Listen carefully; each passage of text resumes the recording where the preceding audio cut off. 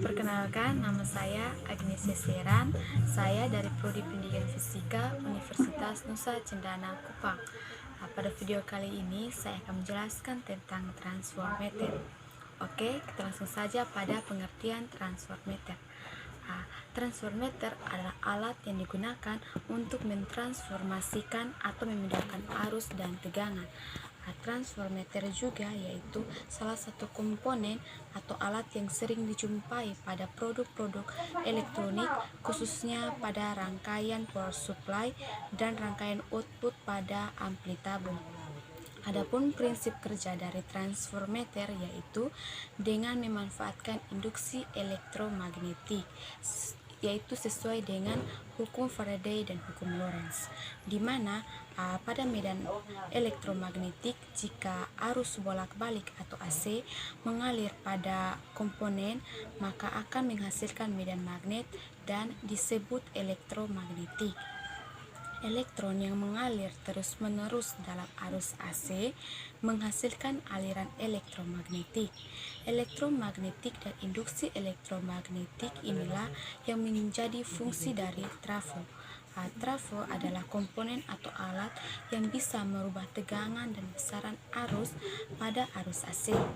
Jika kita menurunkan arus dari trafo, yaitu contohnya kita menurunkan dari tegangan 220 volt ke 20 volt ke 12 volt, maka itu disebut sebagai trafo step down.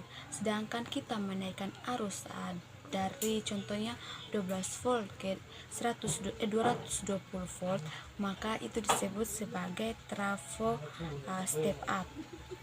Tegangan dari arus yang dihasilkan oleh trafo tergantung dari spesifikasi tembaga, jumlah lilitan, luas area penampang, dan bahan yang digunakan.